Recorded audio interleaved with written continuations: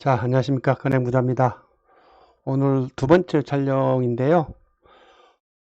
첫 번째는, 이재명 정부의 부동산, 정책에 대한 부동산 흐름을 이야기했다면, 그것은, 부동산의 전국적인 현상을 말하면, 지금은 데이터로 보는 대구 부동산의 흐름. 예. 이렇게 제목을 달아서 데이터로 인해서 부동산이 어떤 흐름을 가질 것인가 그런 내용으로 잠시 설명을 해 드리겠습니다. 제 소개고요. 제가 썼던 책들입니다. 대구 부동산의 미래라는 책을 썼는데 대구의 부동산을 전문적으로 다룬 책 중에 유일한 책입니다. 제일 하락한 만큼 그만큼 기회가 있을 것이다 그렇게 생각을 합니다. 건행부자학교라고 네이버에 카페가 있습니다. 여기 오셔서 건강하고 행복한 부자가 되길 바랍니다. 자, 대구 입주량에 의한 부동산의 흐름을 이렇게 표시해 놓은 건데요. 손품왕이라는 사이트가 있습니다. 그 사이트를 통해서 자료를 수집했고요. 손품왕이라는 사이트가 굉장히 좋습니다. 여러분도 한번 활용해 보시면 좋을 것 같습니다. 2000년도부터 해서 이렇게 대구 부동산은 우상향을 했는데요. 이 너무 폭등한 나머지 이 폭등한 것과 그 다음 요 옆에 보듯이 입주량이 같이 합쳐서 지금은 폭락하고 있는 상황입니다. 지금 조정장을 굉장히 겪고 있는 상황이지만 과거 상승이 시작한 것보다는 상당히 아직까지 떨어지진 않은 상황입니다. 거의 100%가 올랐다면 한 30% 정도 조정을 받았다 이렇게 생각을 하시면 되고, 지금이 2025년도잖아요. 2025년인데 2023년 23년 두 해가 입주 폭탄, 재작년 2022년에도 폭탄, 21년에도 폭탄. 그래서 제가 그때 당시에 요 물량 보면은 20년 21년 2년 동안 입주량이 많아서 이 오른 것은 거품이다 이렇게 말씀을 해드렸어요. 이 거품이 대구뿐만 아니고 전국적인 현상이었어요. 기대심리가 너무, 그 다음 사람의 욕망의 시대였죠 이때가. 그래서 이 아파트에 대한 입주량에 의한 미래를 보면은 올해도 이 선이 적정 공급 곡선입니다. 이만큼 공급을 하는 게 적당하지만 지금 5년 동안 거의 입주 폭탄으로 인해서 조정을 받았고, 올해는 적정선에서 조금 초과된 상황이죠. 적정선에서 초과된 상황이고, 내년부터는 좀 떨어집니다. 내년 2026년에 입주량이 줄어들고 있고 27년에 확 떨어집니다. 그래서 제가 얼마 전에 대구의 부동산 케이블 TV에서 인터뷰를 하고 왔는데 2027년부터 입주량이 많이 떨어졌기 때문에 지금 다시 상승할 여력이 있다 이렇게 말씀을 드렸습니다. 그래서 올해를 어떤 마지노선으로 본다면 내년 그리고 내후년부터 폭등적으로 상승할, 지금의 바닥이냐, 바닥 짜지기를 하고 있다 이렇게 생각을 하시면 됩니다. 얼마 전에 친구가 전화 와가지고 재개발을 사면 어떻겠노, 재건축을 사면 어떻겠노 이렇게 말씀을 물어보길래 지금 재개발 재건축은 좀 힘들고 오히려 할인되는 아파트를 사는 게 낫지 않겠냐 이렇게 말씀을 한번 드렸어요. 일단 요거는 제가 입주량을 빅데이터로 가져온 부분이고요. 그 다음 보면은 인허가 물량입니다. 인허가 물량. 입주 데이터하고 어떻게 보면은 비슷한 거라고 보면 되는데, 요거는 인허가 물량입니다. 2022년도에 인허가를 얼마나 했느냐, 2003년도에 얼마나 했대서 보통 인허가 하고 나서 3년이 걸리거든요. 입주까지. 그래서 2021, 22, 23년에 인허가를 많이 냈기 때문에 3년 후인 2024, 25 특히 이 앞에 입주량을 했던 것들이 작년, 재작년 그 전에 입주 폭탄이 터졌고 23년, 24년, 25년 입주량이 특히 입주량이 아니고 인허가 물량이 확 줄었잖아요. 이게 3년 후. 올해는 거의 없다시피 해요. 없으면 언제예요? 26, 27, 28년도에는 입주가 없다는 거예요, 거의. 그래서 24년도 그렇고 그래서 미래에는 입주량이 부족해서 오히려 지금의 미분양이 엄청 많지만은 상승할 수 있는 여력이 있다 이렇게 보고 또 이 과거에 우리가 상승하기 전에 어떤 일이 있었냐 2009년, 10년, 11년, 12년 입주량이 인허가량이 굉장히 적었죠. 특히 2009년, 10년이에요. 이 2009년, 10년 입주량이 인허가 물량이 적었다는 건 어떻게 되는 거예요? 2009년이면 10년, 11년, 12년도에 입주량이 굉장히 줄어들고 그 다음에 13년도에 줄어들고 14년도에 줄어들죠.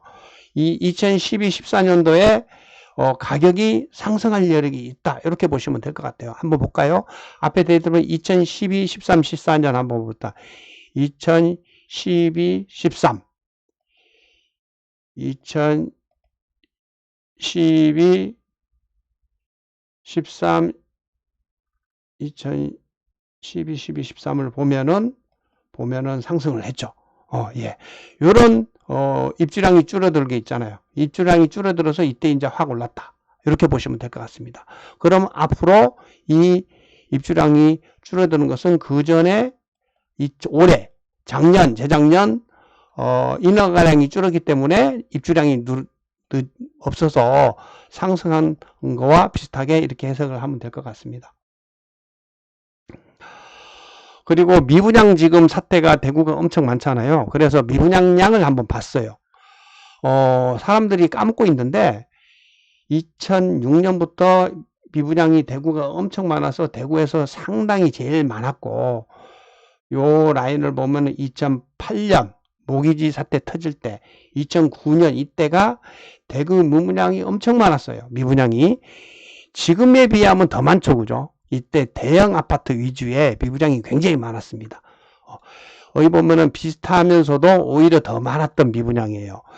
그리고 이 파란색이 뭐냐면은 요 빨간색은 그냥 선분양을 우리가 많이 하잖아요. 선분양을 했을 때 선분양했던 미리 분양했던 아파트 미분양 세대가 많았다면 이 파란색은 뭐냐? 후분양 미분양.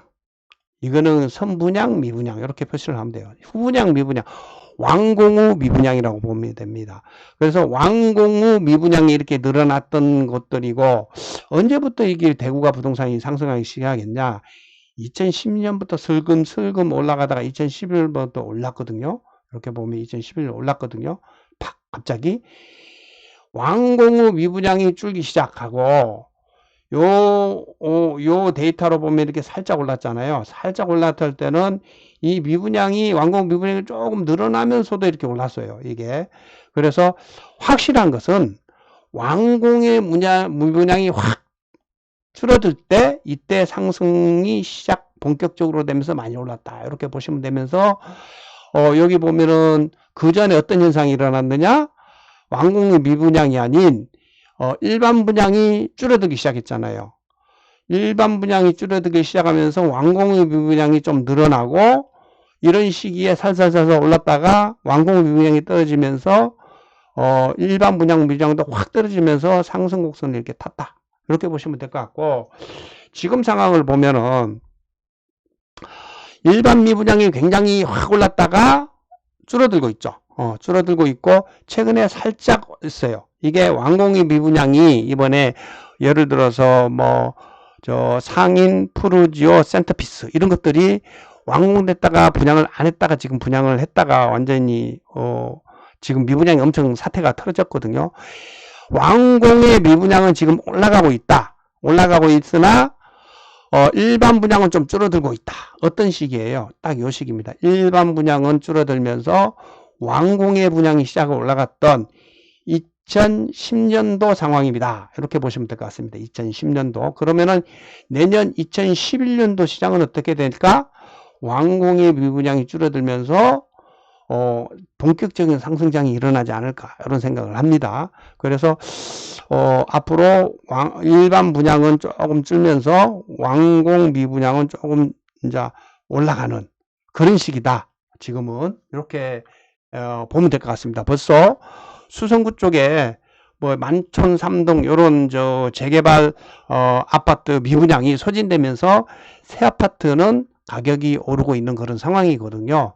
그래서 데이터로 보는 시장 상황이 대구가 이렇다는 것을 서로 공유하면서 보는 겁니다. 다음 시장은 아파트 미분양이 많았는데 그 미분양 중에 규모별 미분양이 어떻게 되느냐 이렇게 한번 보겠습니다. 아까 앞에도 미분양이 엄청 많았던 시절을 보면은 이 미분양이 굉장히 많았죠. 이 미분양 많은 것 중에 뭐가 특히 이렇게 많았느냐 보면은 60에서 85평방미터 중소형이 굉장히 많았습니다. 중소형이. 그 다음에 어떻게 많느냐. 그때 당시에 중소형이 많았어도 중소형이 여기 보면은 요걸로 보면 안 돼요. 민간 85평방미터 초과입니다. 이거 잘못 봤습니다. 미안합니다. 요 85평방미터 초과 무슨 말이냐? 대형 아파트 85m면 33평 이상 되는 40평 50평 어디야? 수성 3가의 화성파크드림이라든가 그쪽에 뭐 코롱이라든가 아니면 칸이라든가 이런 것들 굉장히 많았고, 그 다음에 우리 대구의 대표 아파트 두산 이브더제니스가 상당히 대형 아파트였잖아요. 그리고 저 월성동에도 대형 아파트가 많았어요. 그런들이 굉장히 미분양이 엄청 많았다. 이렇게 생각하시면 되고, 지금은 요색보다도 요색이 많잖아요. 이게 뭐냐?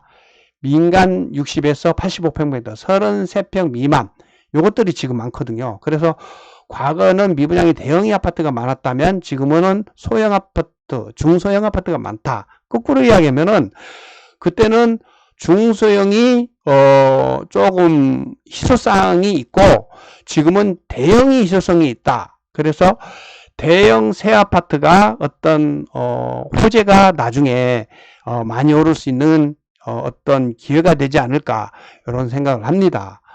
그리고 여기 보면은 여기는 60 미만이니까 사실은 이런 것들은 아예 생각을 하지 맙시다. 일단은 두 가지로 봅시다. 우리가 85평방미터 이하와 85평방미터 이상으로 봤을 때 과거는 대형 33평 이상이 굉장히 미분양이 많았고 지금은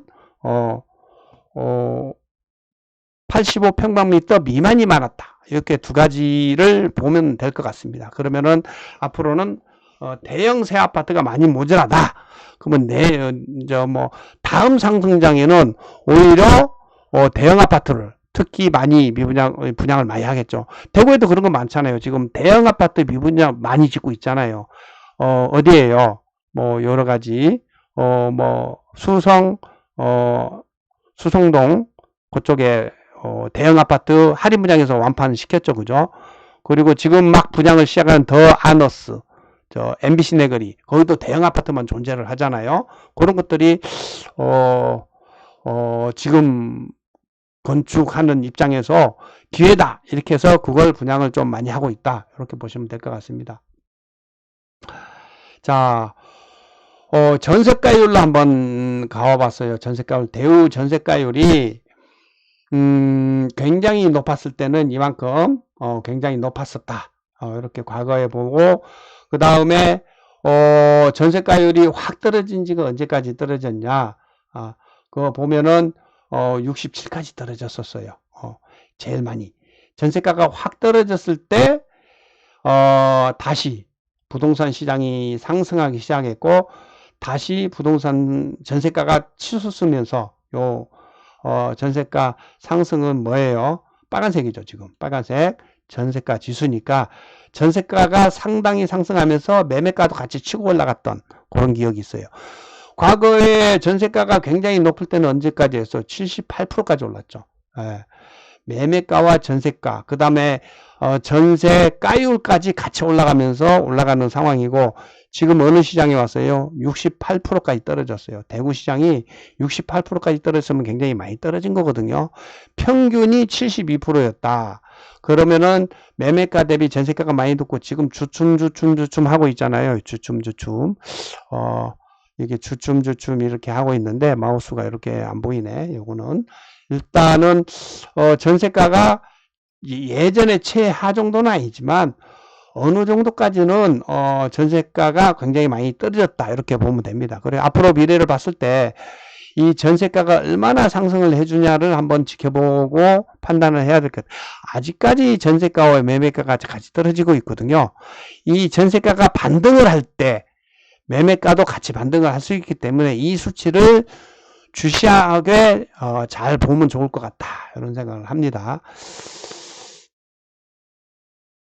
그 다음 그래프는 뭐냐, 매도 매수 심리입니다. 이게 이제 매수자의 심리, 그 다음에 매도자의 심리인데 이 빨간 게 매수자가 많고 그 다음 파란 것은 매도자가 많다 이런 거예요. 지금 현재는 어때요?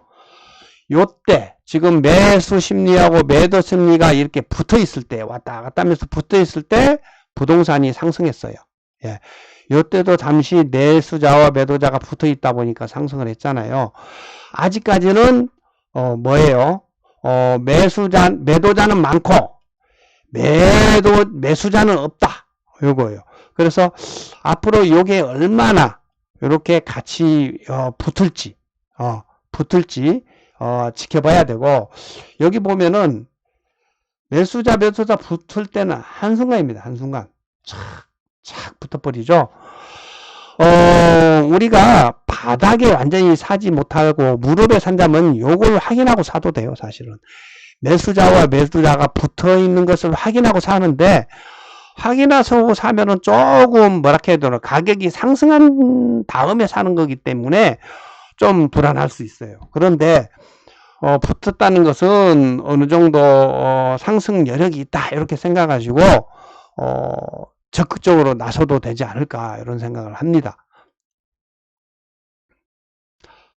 자, 여기까지 하고 그 다음에 제가 몇 개 더 준비를 했는데, 요건 뭐냐면은 같이 봅시다. 준비를 했으니까 대구 부동산 중에 어느 지역이 제일 잘 나가고 있냐 이런 건데, 평당 4,200을 하는 만촌동이 1등을 했어요.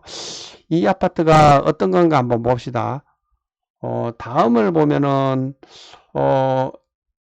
버머 힐스테이트가 1등인데 지금 만촌동이 왜 이렇게 조금 높냐 하면은 새 아파트가 좀 많거든요. 10억 9천, 평당 3,200만 원이 1등이다 이렇게 보시면 될 것 같습니다. 수성동에 이번에 분양을 했던, 미분양했던 완판된 아마 아파트가 되지 않을까 이렇게 생각을 하고, 그 다음에 범어동 아파트 10억 5천 이렇게 봅니다. 10억 5천. 자 봅시다. 10억 5천이 지금 15억 4천, 평균가니까 그런가 봐요. 평균가, 평당가. 평당가는 범어동보다 만촌동이 새 아파트가 지금 많이 들어섰고, 그 다음에 이렇게 세대수가 많다 보니까 이런 것 같습니다. 평당가가. 근데 그럼에도 불구하고 1등들은 보면은 버머 힐스테이트 버머 5년 정도 됐는데 개본 8억짜리가 15억 4천. 그 다음에 수성 W 13억 6천. 그 다음에 버머 아이파크 12억 8천. 두산 이브더 제니스가 없는데 왜 그러냐면 여기는 84 기준이기 때문에요. 두산 이브더 제니스는 84 기준보다 거의 다 큰 평수들이잖아요. 그러다 보니까 여기에 없는데, 아직까지는 대구에서는 두산 이브더 제니스가 1등이라고 저는 생각합니다. 84만 있던 아파트보다도 84 이상, 그러니까는 40평, 50평, 60평대가 큰 아파트가 많고 평당가는 좀 낮지만은 비싸잖아요. 그러다 보니까 제가 본 입장에서는 여기 없는데 그렇다. 그 다음 만종, 태왕, 아나스. 아까 이야기했던 만촌 자이르네, 힐스테이트 만촌역, 이런 것들이 평당가가 높고 그 다음 아파트 세대수가 높다 보니까 만촌이 1등으로 아까 나온 것 같아요. 그 다음에 버머 센트럴 푸르지오, 버머 내거리에 있는 거 10억 5천. 내가 살던 버머 SK뷰 10억. 옛날에 이거 대공원 아파트였어요. 그때 내가 살았습니다. 삼정 그린코아 에듀파크, 그 다음에 버머 에일리떼, 이렇게 순서대로 있다. 이런 걸 한번 여러분들한테 설명을 해 드리고, 그 다음에 바로 밑에 요까지 여기는 아까 설명을 하다가 만촌동 이야기했고, 범어동 이야기했고, 수성 3가 수성 1가, 여기도 아까 대형 아파트도 있었잖아요.